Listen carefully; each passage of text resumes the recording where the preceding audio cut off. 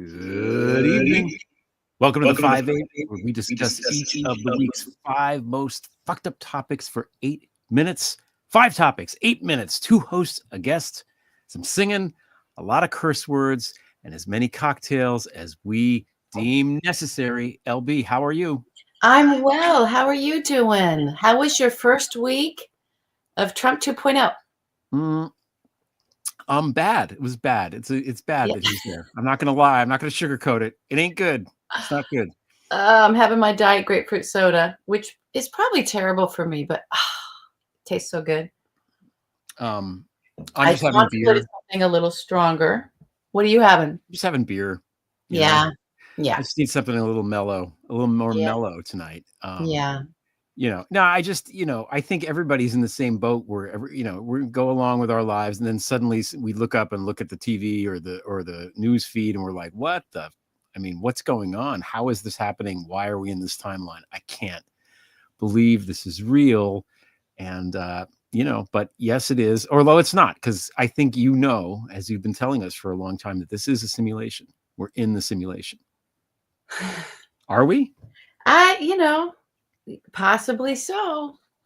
It's on the table. It's in the realm of possibilities. That's for sure. Now, Trump issued his flurry of executive orders, which we're going to talk about later, to some degree. Are we allowed to also do executive orders? Oh, can we do that? Because I have an executive order. I want Trump to go fuck himself. Can that just be an executive order? Well, you know who I think can do that is, I think this is a real post from on X from its owner. He said, apparently I'm both a C word and a P word. And I almost replied to him, and I'm sure somebody else could, because I saw a screenshot of it. I almost went on there and said, well, then that means you can go fuck yourself. Congratulations. So I don't know. Yeah, I don't know. I'm excited about our guest this week. Me too. I think we're going to have a great conversation tonight. We might go a little long, although I think we'll sort of stay on course. And I hope everybody had a good time at our inauguration counter programming. I sure did. Those Bloody Marys were beyond. I was thinking maybe we should put up some Bloody Mary recipes, courtesy of Greg Olear. It really was probably the best Bloody Mary I've had in a long, long time. I meant to say that to you, if not ever. Thank you. Loved it. Yeah. I definitely want to stick some bacon in there next time. Bacon. We need. Yeah, it's fine. The key is I like the to wasabi. make it a meal. If you get wasabi powder, and turn it into the because wasabi and horseradish same thing. But same thing. Wasabi is easier to work with. So it melts better. And make it into like this sort of liquidy slurp and put that on. That's the baseline of it, and then everything else flows out of that. So. Listen, I've had it before with wasabi, but that was particularly good. I'm glad to hear that. That makes me happy. Yeah, we're gonna have to do it, and maybe we'll figure out how we can have another live event soon down in the city. I don't know. I really want that. It's cold as can be here, even though it warmed up a little bit today. And we're in the same temperature zone because of this Arctic freeze thing. It's got us both, even though I'm normally north of you, much, much colder. But holy cow, has it been cold. I thought that was a fitting thing because if you go into Dante and you look at is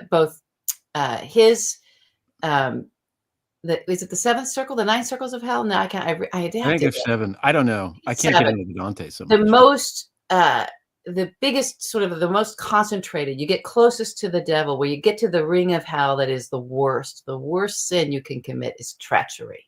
Right? Reason. So something against your fellow man for your own benefit. That and the imagery in that is that it's not that it's hellfire, it's frozen. It's a frozen lake, and up comes the beast. The other thing that we learn, even though we've got fires out in California with climate change, climate extremes, if you talk to the climate scientists, they're like, the whole planet's going to freeze over again. So I just feel like this, it was appropriate this sort of frozen theme of the week as we, these people with these frozen souls and frozen hearts. I don't know. It's I'm like using the cold here, but it's like the Robert Frost poem, Fire and Ice. You know that poem? yeah. Some say the world will end in fire, some in ice. From what I've tasted of desire, I hold with those who favor fire. But if it had to perish twice, I think I know enough of hate to say that for destruction, ice is also great and would suffice. So he equates ice to hatred. So, there you go. Robert Frost knew. It was in the Robert name. Frost. What could you do? Yeah. I mean, his name was Frost, so he had his preferences. Yeah, that's what you're going to do when that's your name. All right, should we get going and get to Let's our get going. Let's roll. All right, topic number 1, beg your pardon. Yeah. Ooh, we had some pardons this week. Greg Olear, what are your thoughts? Well, and I talked about this a little before, and I think, strategically, I want to keep bringing it up because I think strategically it's a thing. Like, he pardoned the J6 besiegers. He pardoned these people that stormed the Capitol, that vandalized, that menaced, that were violent, that killed. That's who he pardoned on the first day that he was there. All of them, for the most part. So this is horrifying on many levels. And we're going to get to this also with our guest when she comes on in a little while. But, it creates this situation, obviously, where you now have these angry people who are violent and who are now beholden to Trump and think that and probably rightly think that they can basically do whatever they want forever and nothing's ever going to happen to them. Everybody that testified at their trials is now in mortal danger. Yeah. That's not a small thing. No. And, it just makes them, it's not what the pardon power is supposed to be used for. And I think this is something that, we're always looking for something that's going to penetrate these fucking MAGA heads, right? Like, literally a plague could not do it. But this sort of thing, that the egregious kind of corrupt, obvious, not what the pardon power is meant for here. I think that did rankle people, and some of you can see it. I don't know if there's polling out, but there does seem to be this kind of backlash against that, and even anecdotally. And I feel like if we lean into that, because nobody likes corruption like that. Nobody likes people who cheat at cards. Nobody likes that kind of thing. And this is just cheating. Now, if we go back and look at what he did the first time around and the people he pardoned the first time around, it is also a catalog of horrible people that shouldn't have been pardoned, and the whole fucking thing was corrupt. And, right? Connected to him, worse than Mark Rich times 8,000. It Right. was, you had the guy that ran the gambling shit out of his town. It's a friend of Kushner's. You had Charles Kushner, who's now ambassador to France. I mean, well, he knows he's going to go storm the Bastille, I guess, or go to the Bastille. I don't know. There's a joke there somewhere. But he pardoned, like, any Republican politician that's in jail. He pardoned all these, like, fraudsters and bribe takers and all these, Duke Cunningham and people like that. War criminals he pardoned. Remember Ed Gallagher, that guy? That was a pardon, which we were worried about at the time, and now that's like nothing, right? GOP operatives, like, remember the Paul Erickson, who was like Maria Butina? Oh yeah, the boyfriend. That guy. Yeah. And then, like, co-conspirators, like, he did crimes. He tried to do stuff with these people to fuck with it, and he just pardoned everybody. Stone and Flynn and Manafort and all these, Bannon, all these guys got pardons. And we said at the time, and I think a lot of people said at the time, Glenn Kirshner, I remember, was very adamant about this. Yeah. Contest the pardons. This isn't how pardon power is supposed to work. Let the fucking Supreme, they might decide that, no, in fact, the Constitution says the president can do whatever he wants, which is probably true, but at least try. Yeah. Let's have a court case about it. Like, if somebody walked to the White House and gave Joe Biden $4 million and said, here, I'm going to give you this, pardon me. And he said, okay, and took the money and pardoned him, we would all agree that would be bad and illegal, right? Yeah. But it is actually legal. I don't think it's illegal to do that. I mean, wasn't the reporting that he was offering pardons for $2 million a pop? It wasn't. It was in Noelle Dunphy's lawsuit. So she has, I think she has audio of him talking about it. Okay. Right. So yes, but like, that's not the way this shit is supposed to work. So I again, if people bring this up, if they, in your life that are, MAGA or voted for him or on the fence. He pardoned cop killers. You're supposed to back the blue and all this, right? These people killed cops. Yeah, and the Fraternal Order of Police did come out, all of these police entities and unions that backed and supported him came out strongly against all of this because they know how brutalized their fellow officers were on that day. They really do. And they know that the Proud Boys is a domestic terror organization and the Oath Keepers, even though we've got a lot of infiltration there in some of these police orgs. And by the way, did you see the Proud Boys coming out with this symbol on their chest? It's the same as the tattoo, Pete Hegseth. I really want someone to question Pete Hegseth about that tattoo and ask him whether he took an oath to the Proud Boys. Has he ever taken an oath to the Proud Boys or the Oath Keepers? I think that ship has sailed. I think we're too busy talking about how he was cheating on people, anyway, here we are back in the Kavanaugh thing. Just get them on their corruption but and it's sort of like, you knew this is who he was. You knew he was a convicted criminal. This is a man who got indicted by grand juries. Plural. Dozens and dozens and dozens of counts of indictment from grand juries. Yeah. So, sorry, you don't get to cry foul now. But I do agree with you that it's important to sort of write it down. I was watching Jordan Klepper, who's that guy that I think it's for The Daily Show. He goes around, he's very tall, and he confronts MAGA people with actual stuff. He knows that they had no idea. And there were people who were like, no, we never saw this. This isn't real. It's like, yeah, that's a police officer on the ground being beaten. There's bear spray in the face. It's squeezing him. They're like, we've never seen this. So there is a lot of that. And he's like, they're like, he's like, well, what are you watching that you never see this? This is it. Like, only conservative news outlets. We won't watch anything else. Well, so you're never going to see the truth. That's willful ignorance, and I have no patience for it. I don't either. I'm just saying, but this is what's out there. I wanted to bring up, if you don't mind, I think we have a little time left on this. I wanted to bring up a pardon that snuck under the radar. So we're talking about 3 days in office, and he's pardoning Russ Ulbricht. I think I always say that wrong, but I believe that's right. Ross Ulbricht. So who is Ross Ulbricht, you ask? This guy went by a pseudonym Dread Pirate Roberts from Princess Bride because, of course, he did. Of course, he's nerdy. But he was sentenced to 2 life in prison, consecutive sentences in prison for being a massive drug cartel leader. That's what he ran the Silk Road.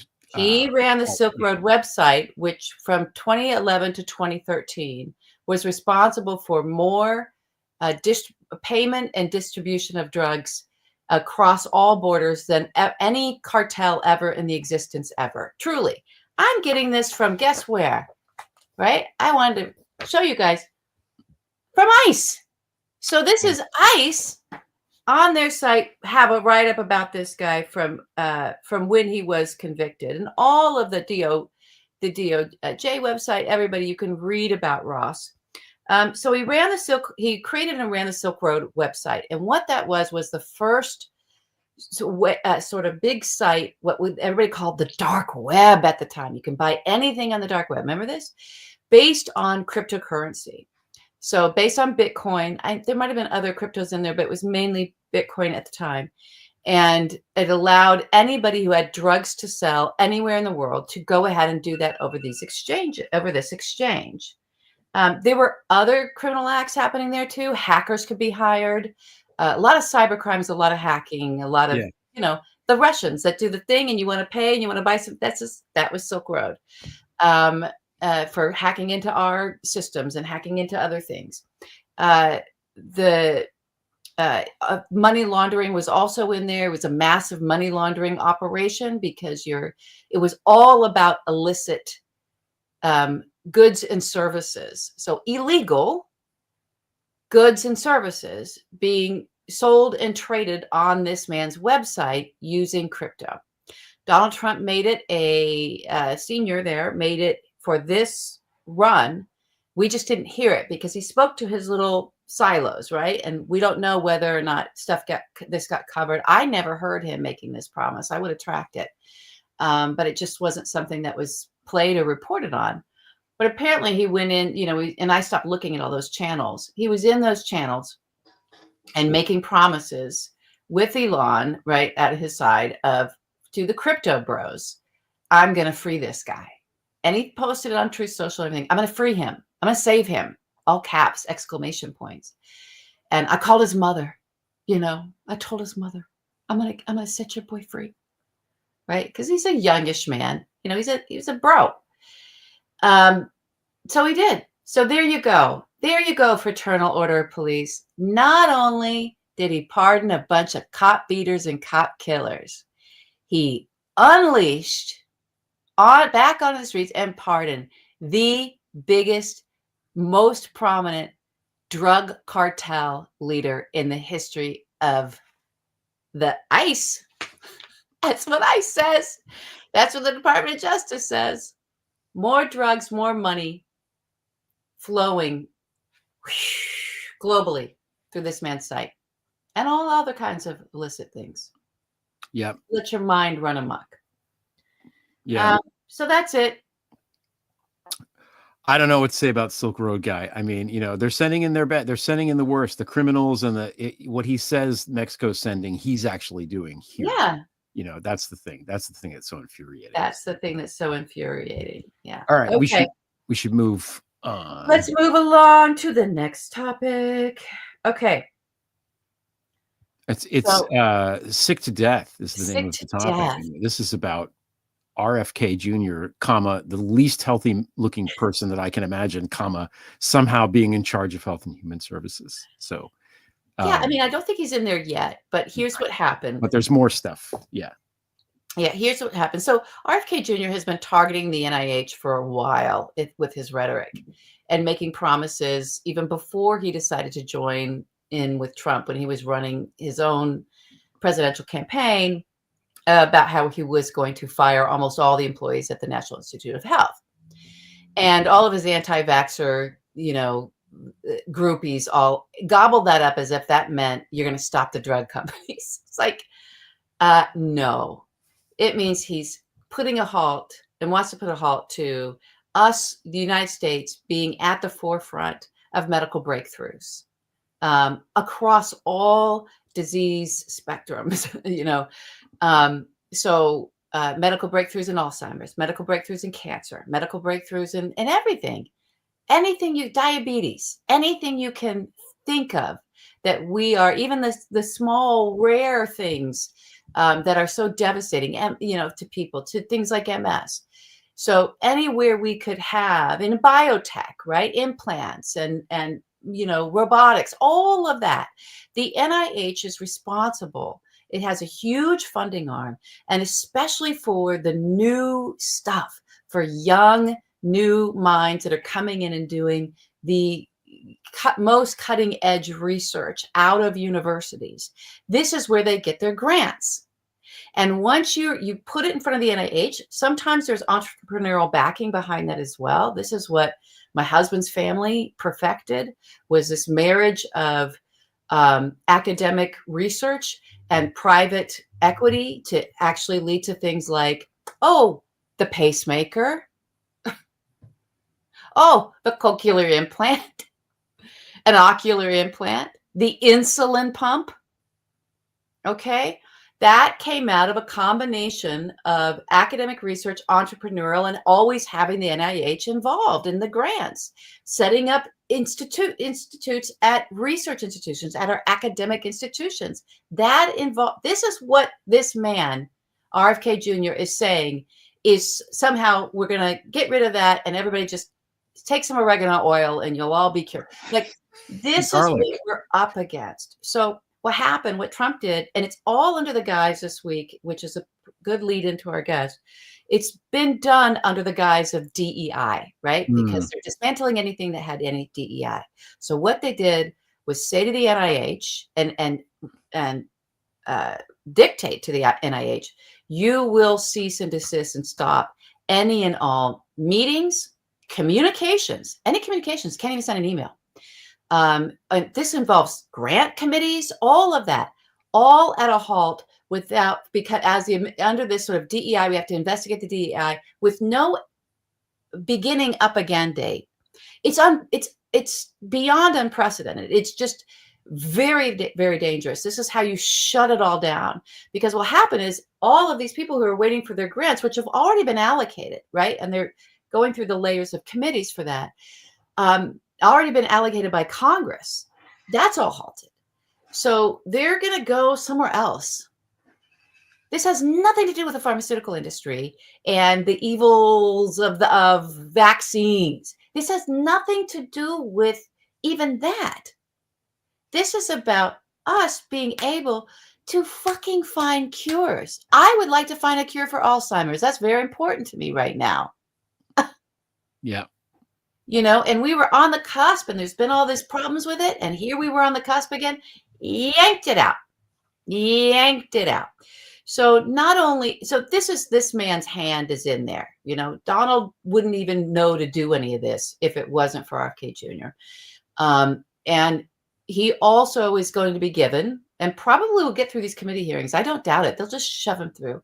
He's going to be in charge of the CDC as well. We have Donald pulling out of the World Health Organization, and RFK Jr. is going to be in charge of the Centers for Medicaid and Medicare and Medicaid. That all falls under that umbrella of the appointment, the cabinet appointment.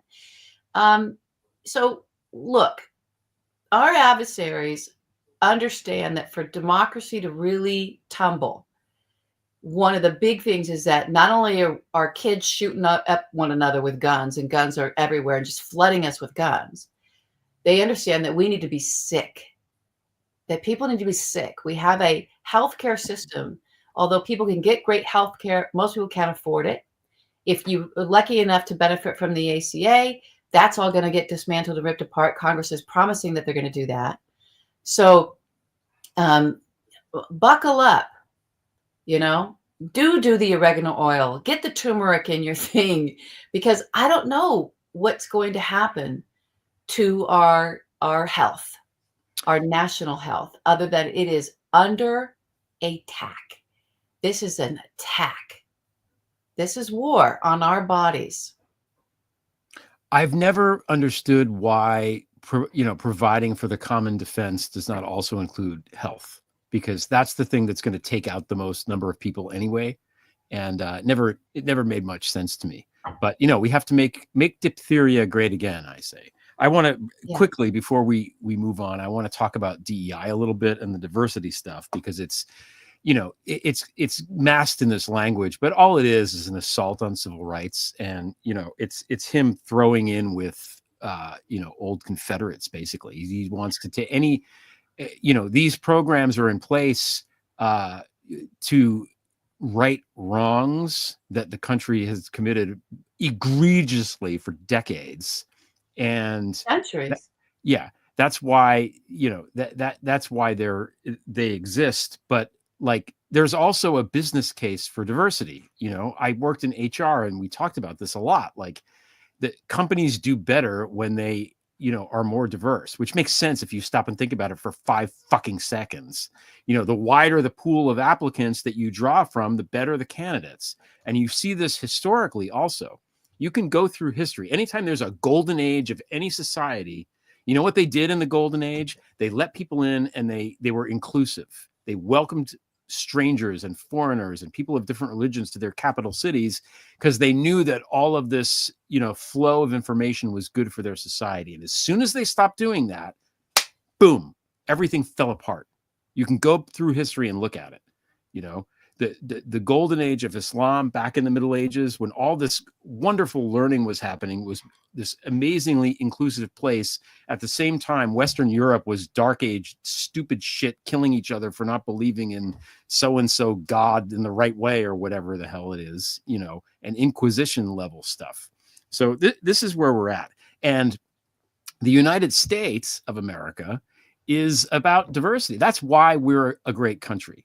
It's immigration, but immigration means diversity. It means all these different cultures and societies. Remember, we were in New York. I stayed in Chinatown, in the hotel because it was near where we did the event. And you walk around Chinatown, man, and it was incredible. There's people from all over the world there speaking all these different languages. And it's not like I did this whole, I walked through 10 blocks or something. And it was all of this stuff that you see, but all of that is so important in building a society, you know?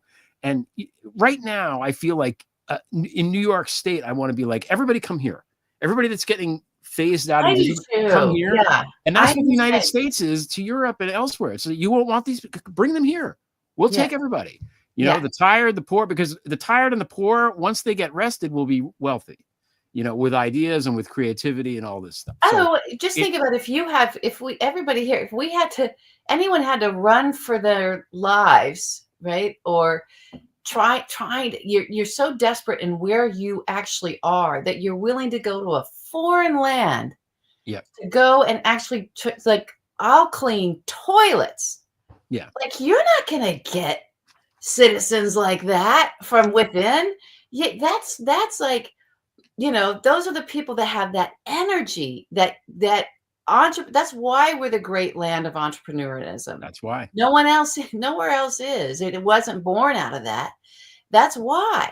Because you're in that position, you'll do anything. You'll follow all the rules, learn the language, do the thing, blah, blah, blah, let's go. Right? You got to make it work because you've just abandoned solid ground. Mm-hmm. So it's like the expression, you know, we need new blood in here, right? Yeah. People like Elon Musk just want to preserve their own special. Or, you know, we could go the way of the Afrikaners. Okay. Let's see. Oh, right. The way of the Afrikaans.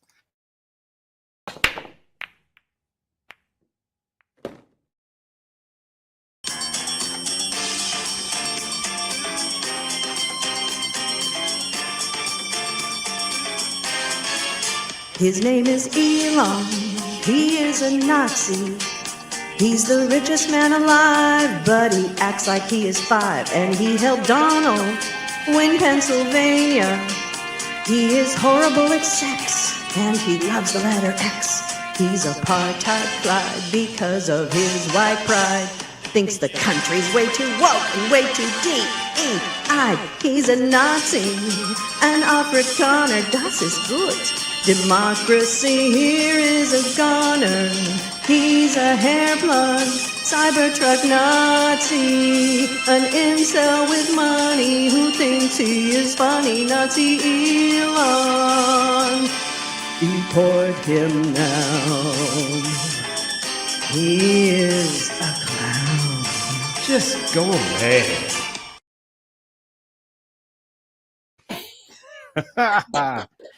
Thanks to the great Lolo for singing. Oh, I loved it. When that audio came in from her, I'm like, oh, she's perfect. It's a perfect track. Thank you so much, Lolo. And thank you, Chunk, for the great animation. And Chunk has always nailed it. I can't believe, I can't believe that guy is in charge of everything. It blows my mind. Okay, moving on. Our guest waiting long enough. She's the Draper Chair of American History at the University of Connecticut. She's the author of The Slave's Cause, A History of Abolition, and The Rise and Fall of the Second American Republic. Manisha Sinha, welcome back. Thank you so much. Hi. Hi, Stephanie. Hi, Greg. Thank you so much for having me. You're very welcome. We're so grateful you're here this week. And I love the lead up too. Name was Elon. I love that. Thank you. We'll send you a little. We'll send it to you, so you've got it. You can share it. Great. So the first question is, how are you? How are you doing? Because this is a weird week. This is the first. This is the 4th day of the Fourth Reich. We're in strange territory. So how are you doing? Absolutely. I did not watch what many people call the Felonauguration, the inauguration of the felon, because I just couldn't bear to do it. And I guess I contributed to his numbers being low, even though they kept broadcasting it all day and it was a holiday. And even then his numbers were low, which was good. You have to look for glimmers of hope in this very dismal time. And I think he's doing all this crazy stuff to distract from precisely what you guys were talking about earlier, right? He has doing all these theatrics and sending troops to the border and talking about, treating the drug cartels as terrorists, etc. And there he goes and pardons this drug influencer. Right. I think it's a real plan with him to keep doing these outrageous things, saying these outrageous stuff. And at one point, I'm like, you know what? I'm going to just concentrate on the big stuff because you don't know what is a smokescreen and what's not. Yeah. Yeah. That's I think the right way to look at it. Now, you're obviously you're an expert in the period of the Civil War, the Reconstruction, and I feel like that's a parallel period to now, and there's stuff we can learn from then and apply to now. So, looking at it as a historian, how do you see the parallels right now? What's the loudest to you? Yeah, Greg, when I was writing this book, I really did not want to live through the fall of Reconstruction again. And It did not sound fun reading the book. No. yeah, if history occurs first as tragedy and then as farce, we are certainly living through that farce. But I can really see, the book is on the rise and fall of the Second American Republic, what I call the Second American Republic that is formed during the Civil War and Reconstruction. I think we are living through the fall of the Third American Republic right now. Ooh. I really do. Yeah. Just the attack on the administrative state, going back to the New Deal, and then, how that was cemented with the Civil Rights Revolution in the 1960s, going back on all of that.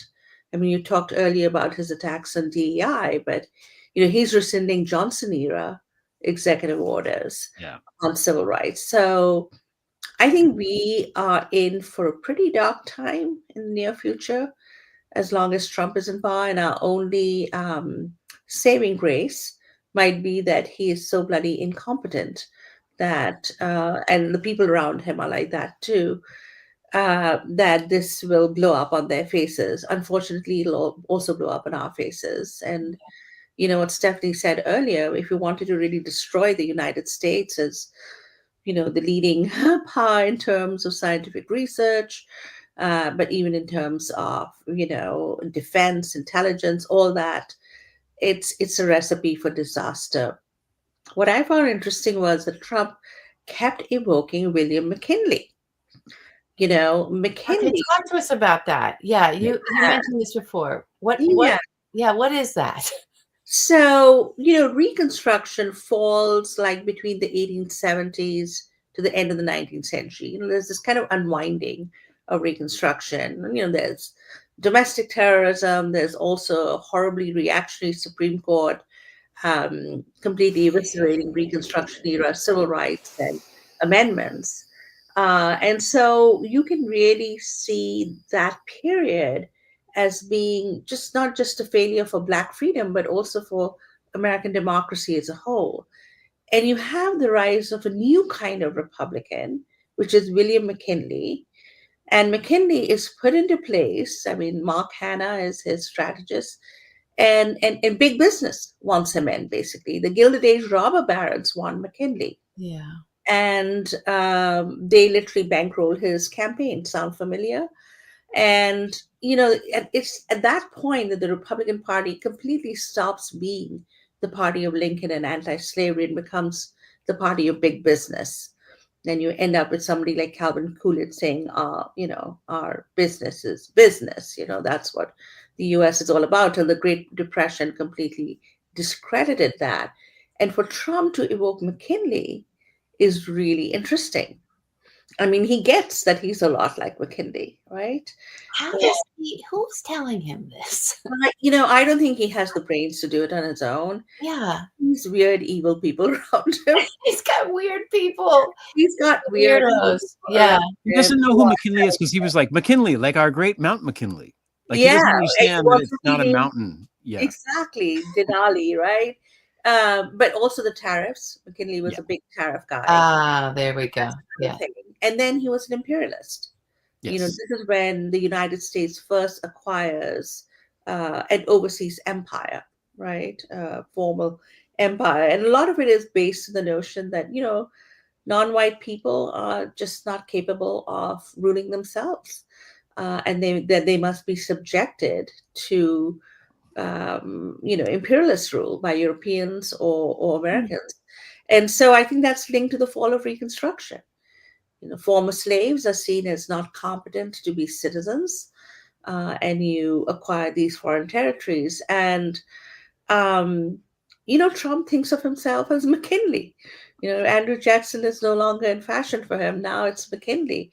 And, no one has heard about McKinley because he's not in our list of great presidents. No. Maybe one of the worst and most ineffectual presidents. Everyone talks about Teddy Roosevelt, who became president when McKinley was shot. Right, that's the key. I don't think Trump really realizes how that movie ends. Yeah, he should stay out of Buffalo. Stay away from Buffalo. That's. Yeah, but I mean, to think about it, he's not just going back to the early 20s. I mean, he wants to go to the 19th century, when these ideas that he espouses were very fashionable, particularly imperialism. I mean, he says things openly. You can see the kind of people, you can just look at them and you don't want them in your country. So he's really going against Reconstruction's notion of an interracial democracy, which is also what McKinley completely gave up on, his administration completely gave up on. It was, of course, it began a little earlier. I heard Trump also say the greatest years in United States history was from 1870 to 1920. And I was like, aha. You really nailed it there. And I don't know if people are getting the message that this was the time when Reconstruction is overthrown. There's rampant racist terror against Black people. It's the height of nativism, exclusion laws against Chinese, the conquest of the West. Conquest of the West, and women fighting for the right to vote and being denied. Exactly. That this is not like a great period to look back at, but for Trump, that's what he means when he says, make America great again. He wants us to go back to a pretty awful period in US history. And I sometimes wonder if people realize that that's what he's signaling at. I think everybody should watch American Primeval and see what that era was really like. Exactly. At least the very beginning of it, right after the war. Right. And Reconstruction had just fallen apart. Manisha, I wanted to ask you, there's another thing that's happened connected to all this, is that the Justice Department now has just frozen, or free, that's the word they're using, we've frozen the Civil Rights Division. So they'll no longer be, our Justice Department will no longer be pursuing crimes against individuals falling under whether there's been a civil rights violation. So, which is a human rights violation, right? So what does that, I know we can say, okay, it's all more evidence we're going back to this era, but what's that portend to us? What do you, if there's no justice now available for people who are being discriminated against. Yeah, I mean, by police, no justice. Absolutely no justice. I mean, think about it. The Department of Justice was formed by President Grant in the Grant administration to address the problem of domestic political terrorism in the South by groups like the Ku Klux Klan. That was why the Department of Justice was founded. So in a way, it was founded to protect the civil rights and the human rights of former slaves. And that's the tradition of the Justice Department. And he clearly wants to upend that. But, I'm not surprised. The man is a lawless president. He is, in my view, an illegitimate one, because even though the Supreme Court refused to implement it, he's barred by the 14th Amendment, actually, to even hold office. It's the reasons why they all hate the 14th Amendment, because there's actually a constitutional bar. The Supreme Court just let him run 4 elections after inciting an insurrection. And the 14th Amendment clearly says that you can't do that unless you're pardoned by both houses of Congress by a 2/3 vote. So Trump himself is a lawless person. He's the first convicted felon to become the president of the United States. He has gotten away with all his criminal actions. His role in January 6th now is going to be part of history. He's definitely not going to be prosecuted for it while he's in office because of this informal rule that the Department of Justice has. So the fact that he would pardon felons and that, as you said earlier, pardon real criminals, these Yeah. insurrectionists, shows that he knows that he led that insurrection. He Yeah. feels complicit in that. So, as someone said, it was like as if he was pardoning himself Hmm. for that fiasco by pardoning these people who are really unsavory characters, as you said, Yeah. leaders of the Oath Keepers and the Proud Boys. These are neo-Nazi, right-wing, white supremacists, paramilitias as much as the White Liners and the White Leagues and the First Clan of the Reconstruction era. So I think he really wants to muddy the lines between right and wrong, and he wants to upend the rule of law because he identifies with those criminals because that's what he did. And in order to vindicate himself, he's going to do this. Somebody just mentioned to me that the only other convicted felon who became the leader of a country was Hitler. And I was like, oh, great, thanks. That's like Yeah. perfect. Thanks for that parallel. Yet another one. Yeah. But Put it on the pile of. exactly, exactly. And they keep saying law and order, law and order. And really, what he's upending is the rule of law, and the Supreme Court has said now that he's above the rule of law, which not only goes against Reconstruction constitutional amendments, but the very founding of the American Republic, right? The Republic was formed with the notion that there shall be no monarch and there shall be no principle that the king can do no wrong. But the Supreme Court says that he, in his official acts, whatever they mean by that, uh, can literally do anything. I know. Uh, and it is Yeah. frightening because what does justice mean? What does the rule of law mean in a republic when you have a crazy man, person who clearly feels he has the right and the privilege to flout A the law? mafia boss. Yeah. On So the on the topic of pardons, I went back and read your op-ed that you wrote in November of 2019, which is it's 5 years ago, in the New York Times, comparing Andrew Johnson, who was famously the first president to be impeached, with the Trump thing. And I came to this paragraph, which I'm going to put up on the screen here, where you say Johnson and Trump not only managed to diminish their office, but also engaged in actions that have dangerous repercussions for American democracy. Their crimes are not just specific impeachable acts, but also the systemic undermining of the rule of law, democratic governance, human rights, and national interest.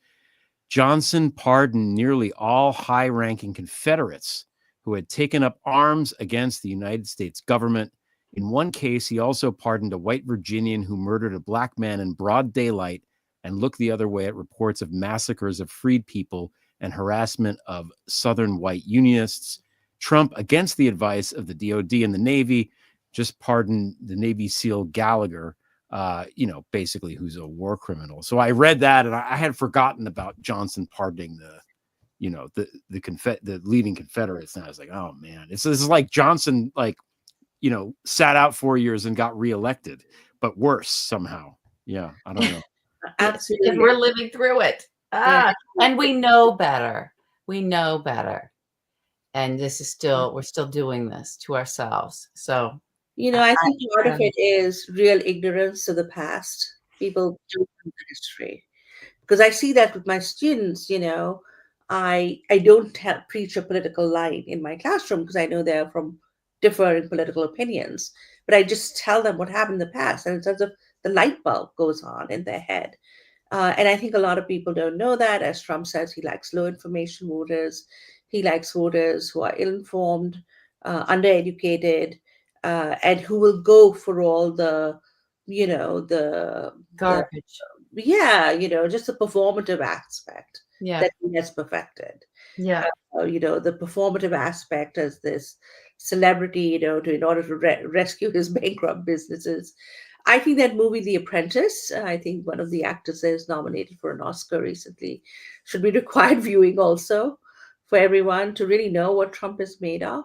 Yeah. Um, you keep hearing these weird stories about him and his family, and he does these weird things, and you wonder there must be some truth to this.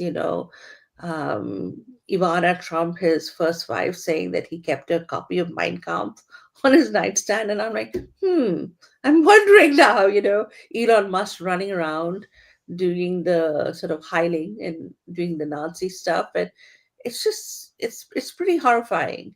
And when you have that kind of strongman rule, they can pretty much ignore all our precedents, now la law, and the Supreme Court uh, is going along with it. The conservative majority, they don't go along with everything. Once in a while, they'll squeak a dissent. It's, again, a lot like the Reconstruction era Supreme Court. But when it really counts, they rule for him. And the Yeah. United What States. he wants. It's payback time, baby. That's what they're going to do that with this. He tried this thing about the birthright citizenship. That's never Yeah. going to, even the Supreme Court is going to be like, no, you can't do that. I Everyone will applaud John Roberts and woo, Yeah. and that's where we're going to be. And it's like, and then they'll do 18 horrible things right after that. Exactly. But Greg, I hope they do that. At this point, my expectation of this very corrupt and awful Supreme Court is so low that, I don't know. Like, look what they did with the Second Amendment with Heller, the Yeah. decision in Heller, Yeah. where they, all historians and all serious law professors who studied the Second Amendment said this is absolutely wrong. You're misinterpreting the 14th Amendment as an unrestricted right to bear arms for individual citizens when it The is Second Amendment. Yeah. militias, right? And now we have a standing army. We don't need our militias to defend us. But the Supreme Court completely ignored the well-regulated part and the militia part and made it manufactured this individual right, unrestricted. They were Because going to do that no matter what. yeah, You don't make a ruling like Heller if you don't know before it even comes in what you're going to do. that's Yeah. So there's a lot of that court has been a problem for a very long time. yeah. Okay. There's another, like in learning about your book. I haven't read your full book, your latest one, but I've looked at it. Let's get the rise and fall. Yeah, the rise and fall of the Second American Republic, and you're like, we're in the third, right?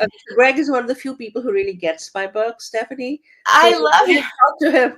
I actually love it. I've started it. Yeah. And I was looking at when I went to get it.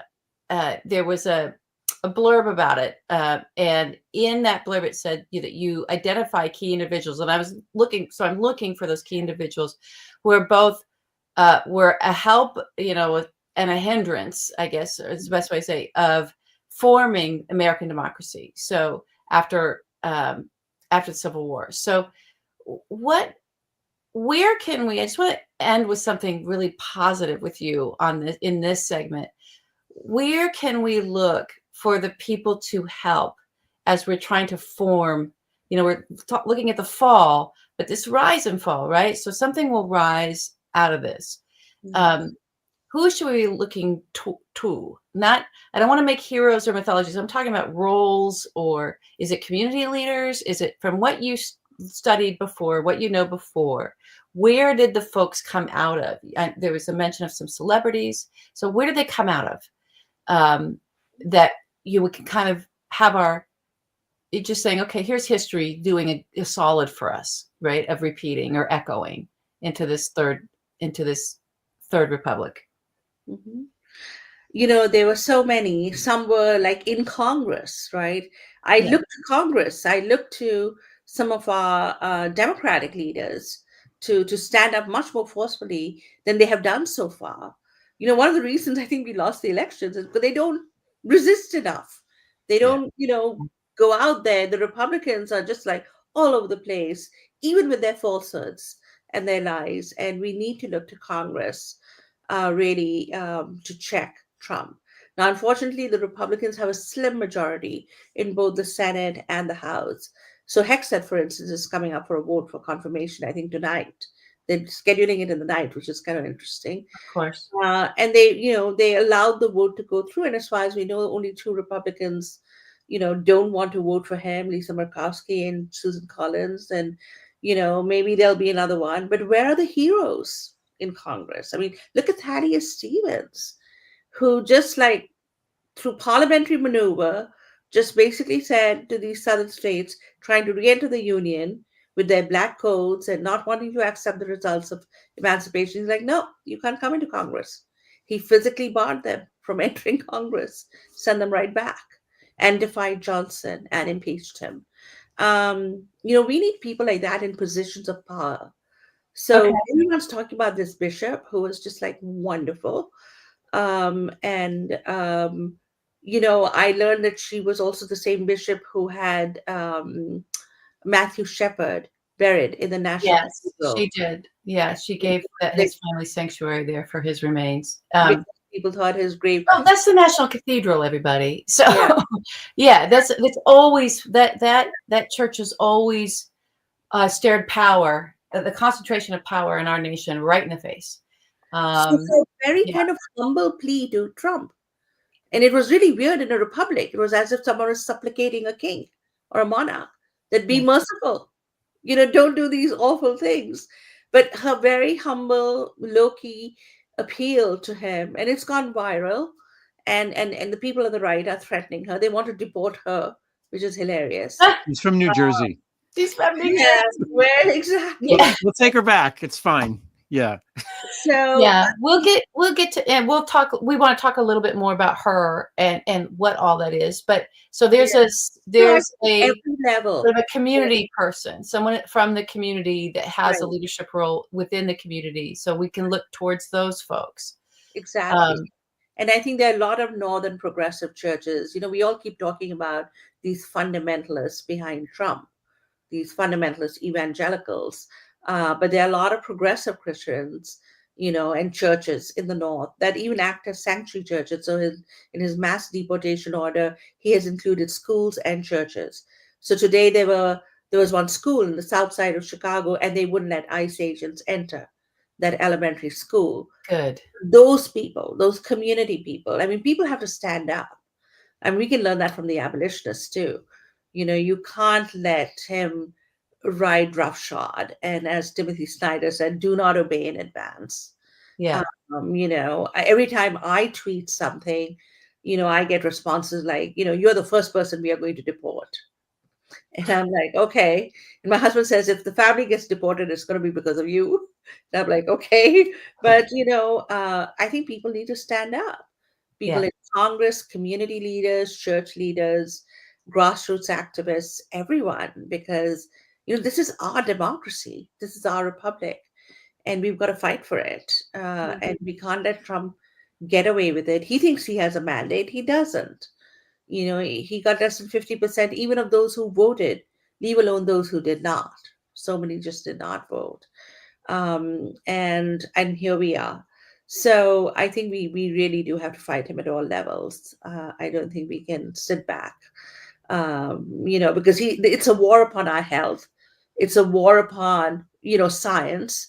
It's a war upon our existence. You refuse to accept climate change. On our rights. On our rights. On our personhood. On our privacy. Absolutely. Women have on our freedoms. On our freedoms. And we should treat it as that. It's an existential threat to American democracy and to us as American citizens. And I think everyone needs to stand up. But people in Congress, people who have access to even a little bit of power, should be standing up much more than they are doing even now. Okay, well, that's an easy thing to do, is to put a message out there, to put your call into your Congress people and your senators. It still matters. Don't give up on them. It's Chuck Schumer got ratioed I haven't seen a ratio like that in a long time. Oh, really? Those guys, because he put out some anodyne tweet about unity, and everyone was like, "What the fuck is wrong with you, dude?"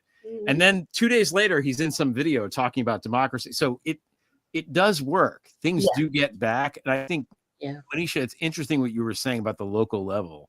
I've been thinking about it a lot this week, just like what, because people are saying, what can we do? What can we do? And I think ultimately in the grand scale, we have to just protect our own turf in a sense. Like, is my family okay? Yes. The next level out is my neighbors. Are they okay? Yes. When somebody comes to try to deport one of my neighbors, no, we're not going to allow it to happen. And if you're a police officer that's coming here in the community, you're going to pay a moral price for it. We're going to shun you. We're going to shame you.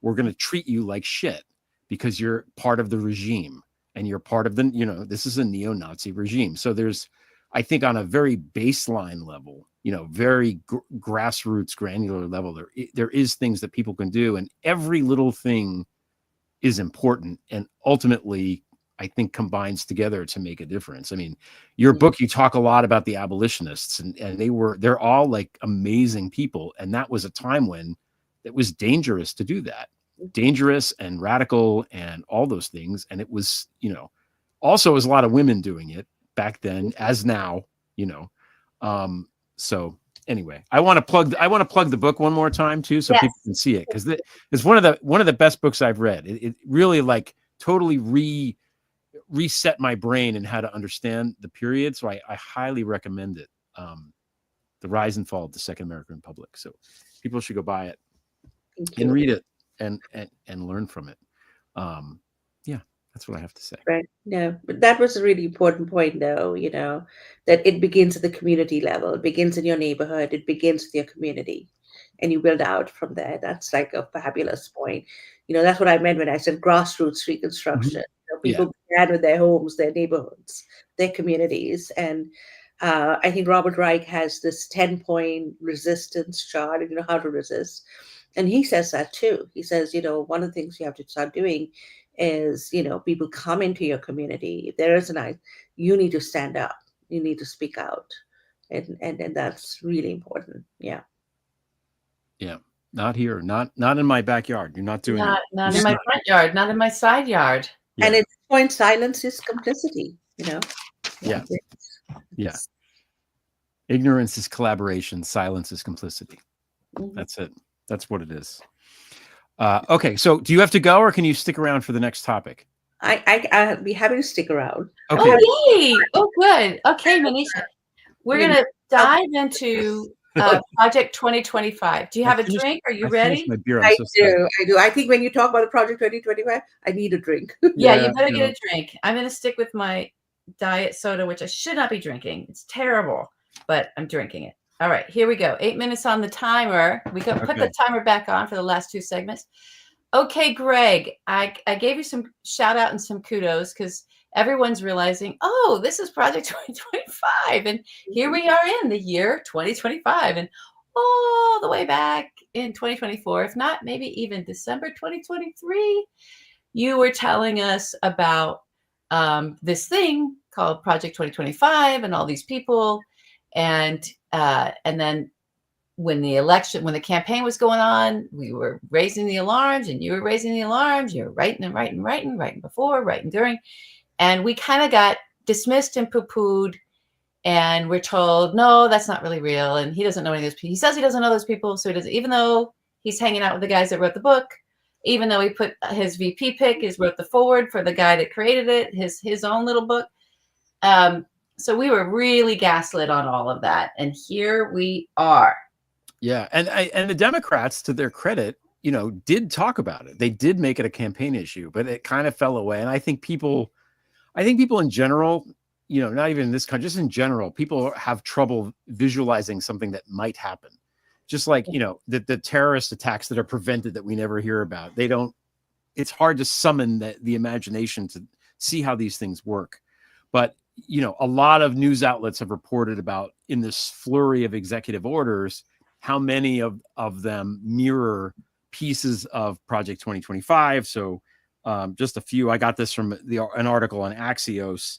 Manisha, you were saying the Johnson era, it's eliminating the Office of Federal Contract Compliance Programs, which is, you have the equal opportunity and all that stuff is going to go out the window. There was the thing about there's only two sexes, male and that's going. The trans people in the military, all of this is stuff in the EOs and stuff that's in Project 2025's Mandate for Leadership, which is the name of the book, the 900 and some odd page book.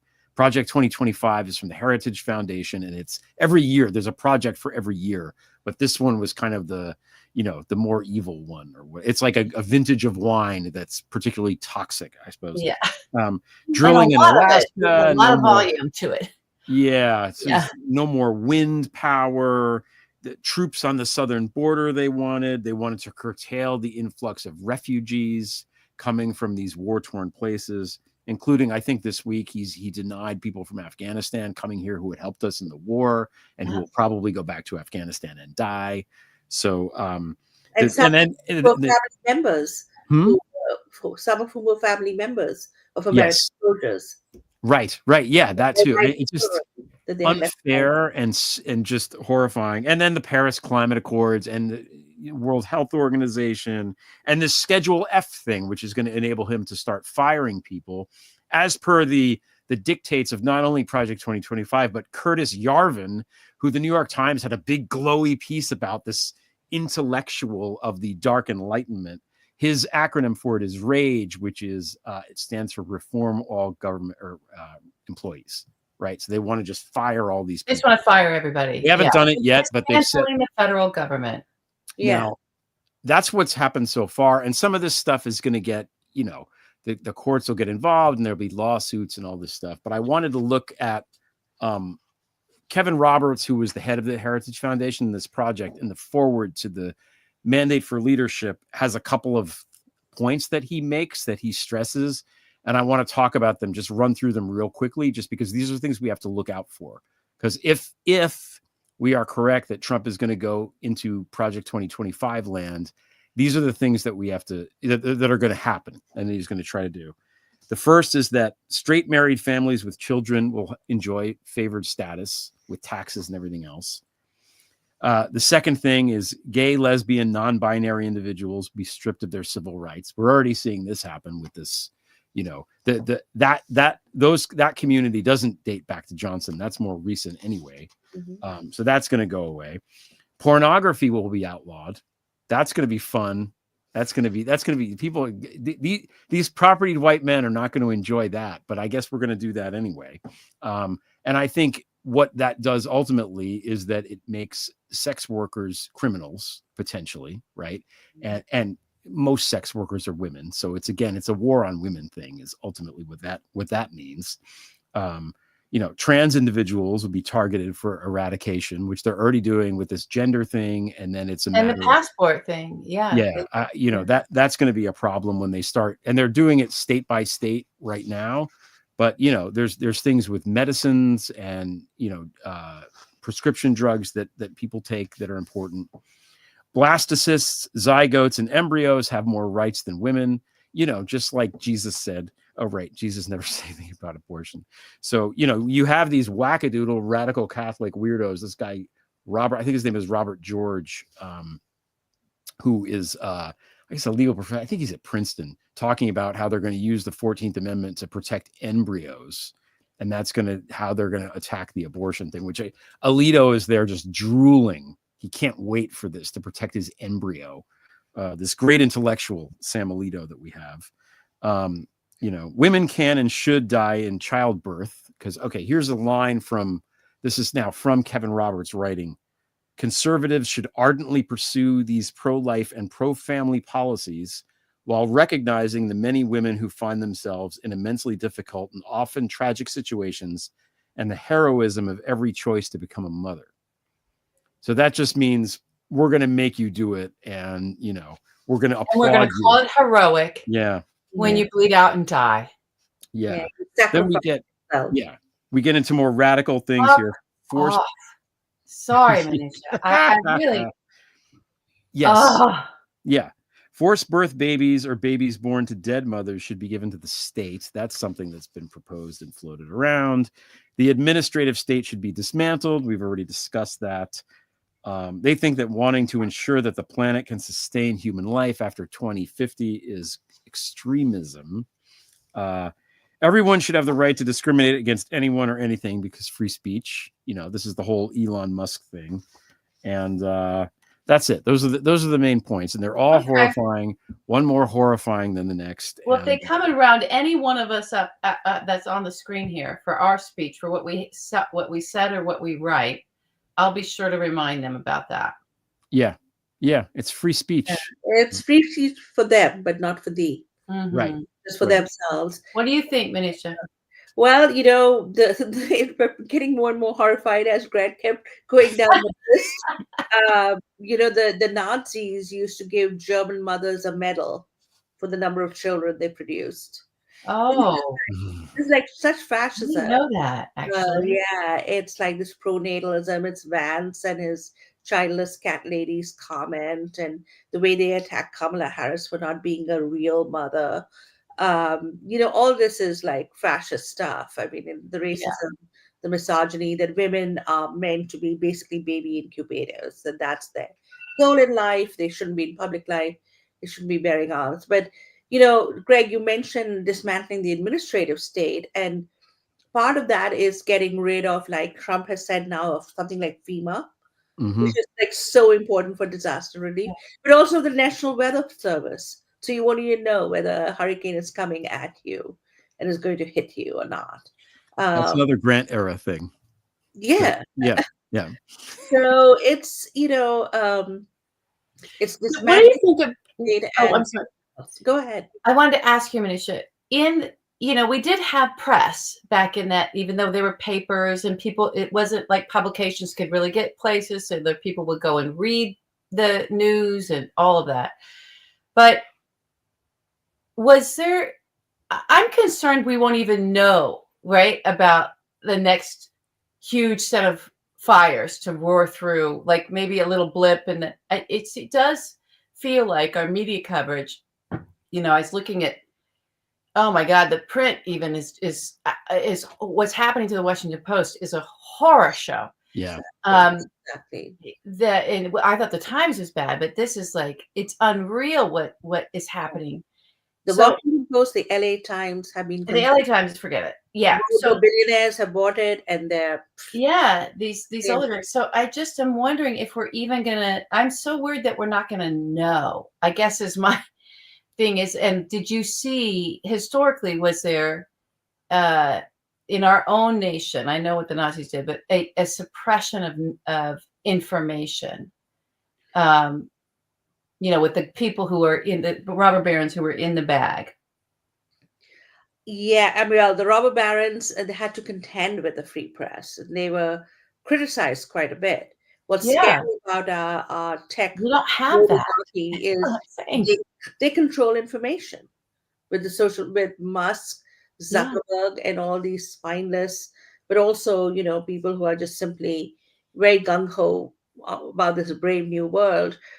They control the flow of information, not even to the extent that the robber barons did. I mean, Andrew Carnegie was really worried that people in Britain would hear about the Homestead strike and about how awful he was to workers in America, because he wanted to maintain that image of himself as a philanthropist and kind of a liberal guy. So at least they could be shamed. People like Musk and Zuckerberg and Bezos can't even be shamed. They're just all out for it for themselves. They have the kind of wealth that maybe the robber barons even dreamed of. Yeah. So it's gotten much worse. Our new Gilded Age is much worse. The only thing that I can think of that is somewhat similar is what happened in the South during the Jim Crow era, where people were just reading literally newspapers that were funded by the white citizens councils and the white supremacists, and even their titles proclaimed their loyalty to what they call the solid South, etc. And they celebrated the lynchings of Black people, and it was pretty awful. The media in these newspapers in those days in the South, and for African Americans like Ida B. Wells Barnett and other journalists, they had to move south her press was burned down in Memphis when she tried to correct the record. So she moved up north, and that's where people were. So the north remained a space, and I think that's what's going to happen. We are going to see a real blue-red state divide, but our national newspapers are already kowtowing, and the New York Times. I'm so sick of their both siding, all the time. Oh God, I think that also helped. Yeah, and they were so hard on the Biden-Harris administration. Why? Because they were not given that much access in the White House pool. So you'd rather have a fascist who just talks nonsense all the time because you have access to him. I mean, it's just so bizarre that people can't look beyond their noses. Yeah, I mean, if it's not impacting their book deals, why would they care? Exactly. Right? Yeah. I don't even think it's about circulation or subscriptions anymore. It's just about individual fame. I was thinking about the, there's this second report that Jack Smith wrote that, of course, Merrick Garland didn't release because fuck that guy, it's the moon. But like, he was so slow. In the olden days, somebody would try to leak it to one of these newspapers, and I don't know if any of these newspapers would publish it. No. We don't even know what Matt Gates's stuff was. That was supposed to get his committee report. That if anything could have been easily leaked. There's not a Democrat that couldn't go. Here you go. So yeah, back to your notes about where's the rules, and the rules don't matter anymore when people who are in power, just want to upend everything, and those rules just don't exist anymore. So what are you upholding? Are you going to uphold the broader ideals of democracy and justice, etc.? Or are you going to uphold these weird rules? And I think the Democrats really need to understand that too. Somebody should leak the second Jack Smith report, but maybe there is some criminal liability because Cannon, who is clearly, that woman is just so openly corrupted in Trump's pocket that half her decisions, all my law professor friends, they make no sense at all. Yeah. It has nothing to do with the law. Yeah. Some of it weren't even her decisions to make, but for whatever reason, okay, she's decided he's gonna put her on the court. It's going to be bad. Yeah, that's what she's aiming for. Yeah. That's what she's aiming for. I mean, when we have people like Clarence Thomas and, even Brett Kavanaugh is just, they're not, let's say they don't inspire respect at all. No. Or you have somebody who is as stuck in the Middle Ages as Alito, which he did. I mean, in the Dobbs ruling, he quoted medieval rulings. Yeah. Really medieval rulings. Lord Coke was the chief magistrate of England and Scotland in 1560. Oh my God. So we have to go back to what he said. It's very important. These people ruin everything. They ruin everything, which takes us into our next topic in a weird way. But I know we've got some announcements we want to make first. So, Manisha, is there anything you want to tell us about anything happening? A new book coming out? Are you speaking somewhere? Are you having appearances? Do you have an article? Anything that you have that you really want to? Of course, we want people to go and read your books, look at your site, all of that. You have, I know, a presence on Blue Sky. I'm guessing, since you've mentioned it a couple times. Rise and Fall of the Second American Republic, and on Blue Sky, where can people find you? At Prof. M. Sinha, that Blue Sky. I mean, I opened a Blue Sky account after, when you needed an invitation, and somebody got me an invitation to it. When Musk took over Twitter, and I saw what he was doing to Twitter. But it really, after the elections, Blue Sky has really taken off. And I lose 100 followers each time I have an anti-Musk tweet on Twitter. That's not much. That's pretty good. Yeah. But I still have double the amount of followers on Twitter than I do in Blue Sky. But I get much more engagement in Blue Sky. Yeah. Let's see if we can't boost you up a little bit. So Greg will maybe send that to me. Let's give you a boost. Everybody here listening, we'll post Manisha's Blue Sky. I'll make sure I'm following you because I don't even know who I'm following, but I ended up with a lot of followers, so that's great. So we'll give you a boost there. Yeah. Okay, good. We'll give you a boost there. Anything else to announce? Anything coming up? I am actually going to the National Constitution Center in a couple of weeks to talk to federal trial judges. Oh, wow. Reconstruction.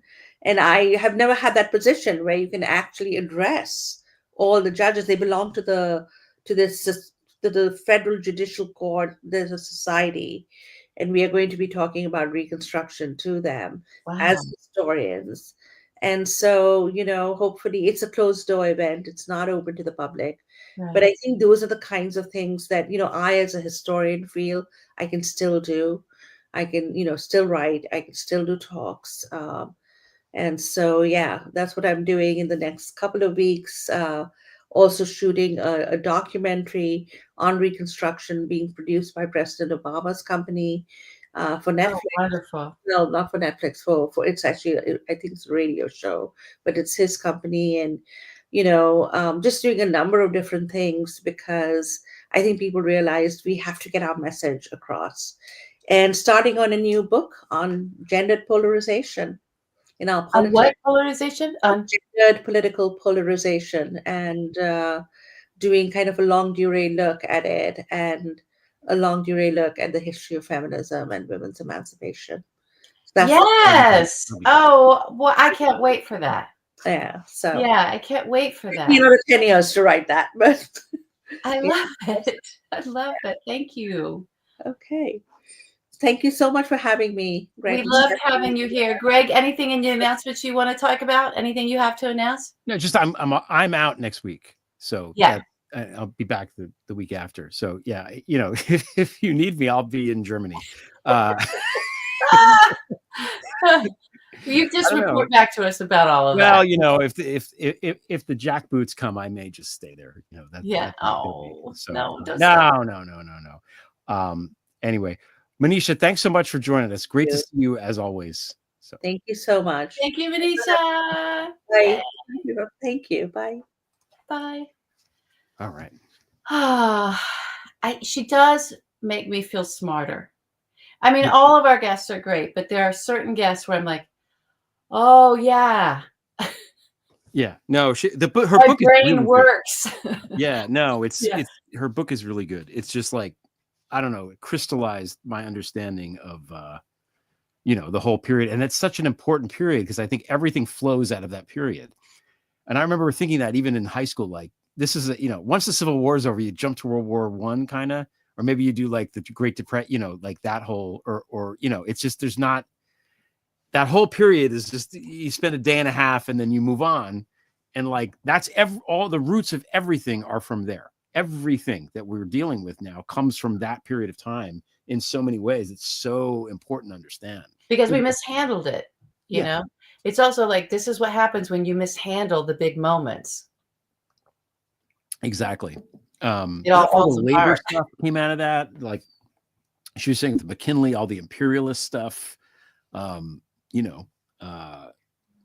getting requests to hold up the book one more time, just because your hand was over the title. They just want to see the title. No problem. There we go. The Rise and Fall of the Second American Republic. There you go. There you go, everybody. I actually was able to read a comment. That never happens. Okay, good. All right. All right. I don't have anything to announce. That's it. You got nothing? You got nothing. I got nothing. I got nothing. I want to move on to this last topic and thank everybody for being here. Do subscribe. Do join. Hit the buttons. Hit the likes. Do all the things to help our YouTube channel grow. We keep our membership low. We do after hours and special events connected to the membership. But if you just want to support us, we could use the support. So hit that join, which is a button next to subscribe, and you'll see 3 different tiers of membership. We really appreciate it. And I saw some people giving away some gift memberships because that does come up in like a green. Shout out to everybody that was giving away gift memberships. We really appreciate you. All right. 8 minutes on the clock. All right. Here we go. Bishop to King. Yeah. Yeah. What'd you think? What'd you think of the bishop? The whole thing was great. Like, it's just, it's exactly like, I think everything is so bombastic now and so like big, for want of a better word, like, and performative. And there's all this like, and noisy. There's all this, sound and fury signifying nothing is what there is around Trump all the time. Right. And like, it's just cutting through the bullshit to say something very, very basic and not remotely controversial. No. And it sort of had the effect of making everyone, including them by design, stop and reflect and be like, whoa, wait a minute. It was almost like a emperor has no clothes moment. Yes, I agree with that. Very much so. Yeah. I asked my dad to put together some thoughts on all of that. And I kind of asked him last minute because we were talking about this. And then I was like, oh my God, he was an Episcopal priest for many, many years and was even up for being a bishop. And like, this is like, talk about his wheelhouse. So I want to get his thoughts, and he'll get them together, and we'll maybe come on next week while you're gone, or we'll put something out for folks so that we can really talk about it from an inside moment of what is it like, because he knows this, what is it like to stare at power like that, right? Political power, wealth, power, right? These are the Episcopal Church is a very wealthy church for the most part. So even if you're wherever your congregation may be, you might end up having like the sort of leaders of the town showing up. It ends up being one of those sort of, and it's very different in very different ways. I just know me growing up, there was a lot of country club in the church, and it was the same people. So it's to understand sort of what that's like. What was that like for her, possibly? Not to think about her, speak about her, but what was the cost of not doing that? Where's the cost? What was sort of at risk, and how scary is that? So I want to hear from him on all of those things. I was talking with you about my own take of it was great. Now let's not lionize her. Let's not make her, because if she's a target now. She's already there to want to support her, all this stuff. I can't even imagine the hatred she's getting because she found a way to pierce. Yeah. She found something that couldn't be propagandized away. They're going to try, but it's not going to work because she stood in the moment and said the truth, her truth, without demonizing anybody. And boy, was that effective. It was so confrontational that they were like, what the fuck? Blah. We don't know what to do with it. This, blah, blah, blah. What do you mean? Mercy, right? If she found like the bottom of it all, the DNA of it all, of Jesus's teaching, just I'm asking you to have mercy. You have power. I'm asking you to have mercy. It's like she confronted them with the power and made a request based on the teachings of Christ in the church, because that's her job. She just did her job and did it well. And that fucked them all up. So I love it. It's not a one-off. It doesn't have to be a one-off. We don't have to Merrick Garland and Bob Mueller her and make her some, incredible thing, because God knows they're going to find one little thing. Here's what happens. If we make it about her, they're going to find something about her, the people she confronted. They're going to weaponize it and harden their base against this woman and against her message and against all of us. I don't want this monster to keep growing. And one of the ways to feed this monster and to harden this monster and to keep this monster keep growing is to try to erect a hero counterpart. It doesn't work. She walked up to the lectern and we needed to walk back down the steps. Showed us how to do it, walked up and walked off. I want 1,000, 10,000 lecterns. I want them everywhere. And I want a queue of people ready to walk up, do the job, say the thing, and walk on down. So the next person can get up and say what needs to be said and do what needs to be done. And boom. And that's happening everywhere. Boom, boom, boom, boom, boom, boom, boom, boom. Everywhere. Right? It's that simple. It's that simple. Everyone just show up and say and do what needs to be said and needs to be done. Like you said, you come in front of my neighbor, you're going to have a problem. Right? Yeah. I'm going to be there. Now you're going to have to go through me. This is, nonviolent resistance works. It works. And that's also what she was modeling. But we don't have to make it about her. If we make it about her, it's all falling apart. That's my take on it. This is my wish and my hope.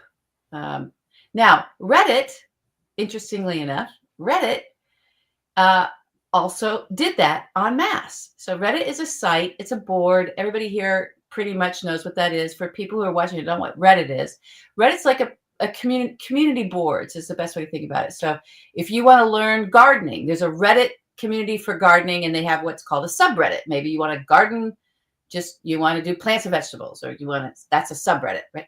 So Reddit for the big categories and all the subreddits and the subreddits underneath that, it's like a tree of information and community groups and people sharing everything.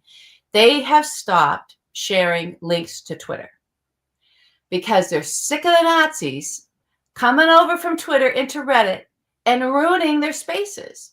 So it literally was like, it wasn't activism of like, we're taking a stand. It's like, oh, God, these people make everything horrible. Get out, right? We're trying to talk about the thing we want to talk about. And you're coming in here and doing your garbage and your Elon Musk worship. And they're just like, no. So they've banned. You cannot, there's no linkage now. It used to be all these X links and, this person's saying this. They've stopped it in the Reddit. The whole community, all the sub-communities, everybody has banned Twitter. I think Elon's showing his hand that he's not a gamer and faking that whole thing and having a fake feed. I think that probably it might have started there because Reddit's there's a big gaming community on Reddit. But it's throughout. And the Nazis are going crazy. The MAGAs are going crazy that Reddit is shun them. But they're shun them because, like everything else, these are the worst people. They're a downer. They just ruin anything they're involved with, just like they did. I don't care if it's the Pete Hegseth douche nozzle stuck in, junior and high school, drinking himself with Kavanaugh and with Squeeze basement. That guy, no one wants that guy. We don't want that guy in high school. No one wants these people. That's their grievance. That's their problem. That's their injury. I understand. But we still don't want them. So they can amass all this power and they can, lord over us and all this stuff. We don't want you because you're artless, goober, hate-filled buzzkills. Kill the buzz, man. No, that's it. I can't. Everything unenjoyable. It's just, that's just, and this is a strength that we have. We have the strength of like being a good time. We do, because we're funny and they're not. It's about that. Not just you and me, just our side in general knows how to make jokes and laugh properly, and they don't know how to do anything. And they don't know how to interpret. These people are like, we have to have the Bible and teach it, and we have to have the 10 Commandments and a statue. Mm-hmm. And then as soon as they, somebody says something Jesus said to them, they can lose their fucking minds. It's crazy. I mean, it's not even the hypocrisy. It's just, it's funny. Like, what are you doing? How can you make that your core essence of your being and not know a fucking thing about it? It makes no sense. Like, which is why I have the problem with Leonard Leo that I always have, because again, and I think this is another way of looking at how to fix this. And it goes with the local level thing, is that our job as a society is to protect the most vulnerable members of society. That's just what we're supposed to do. And I don't know if that's in the Gospels explicitly in those terms, but that was always the message that I got from going to church all those years. Protect the vulnerable, because those are the people that need help. Whether the strangers welcomed here or, whatever it is, somebody's vulnerable. And there was this Sam Harris thing going around that I did not like very much, where he sort of blames the loss, Kamala's loss on the trans situation and how that was a thing that was made an issue of. And I object to that because I don't think it's about that. I think that, you know, for our side, morally, ethically, we need to defend the most vulnerable members of our society. And that's trans kids are the most vulnerable members of our society right now, period. That's who it is. Years ago, it was different people, and we tried to defend them. And you look at the abolitionists and how they behave. That's what they were doing. They said, we can't accept this. It's not right. And you know, and I think that's the way to frame it and the way to look at it. Anyway, that's the way I'm looking at it. And I don't know. That's all I got. Yeah. Well, I mean, it's one way to get through it all. I guess, yeah. I mean, are we going to get through it? I think we're going to get through it.